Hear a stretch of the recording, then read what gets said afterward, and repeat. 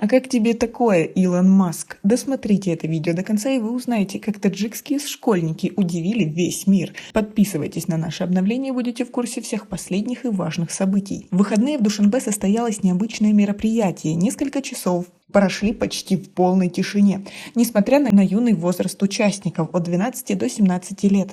Дело в том, что ребята создавали чат-бота, программу, которая умеет полноценно общаться с людьми.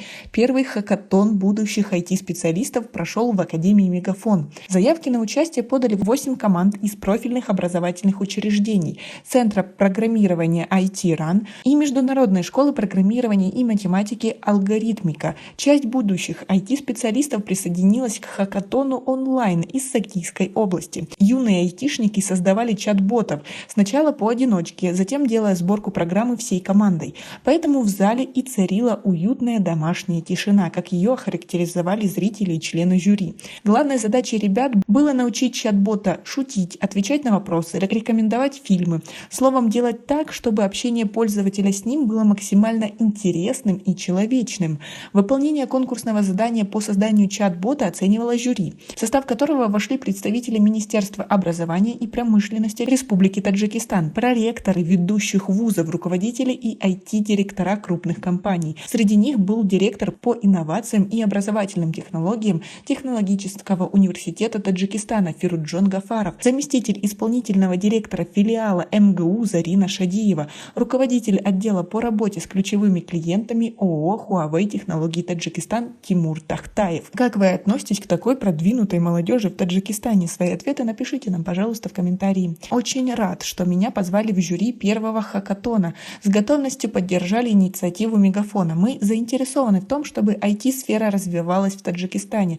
Нам тоже нужны молодые кадры, делится Тимур Тахтаев. В старшей возрастной группе лучше всех с заданием справились ребята из команды «Киберкодеры». Школа «Алгоритмика». Второе место присуждено кодерам «Алгоритмика». Третье – команде «Кумир» из Центра программирования IT-РАН.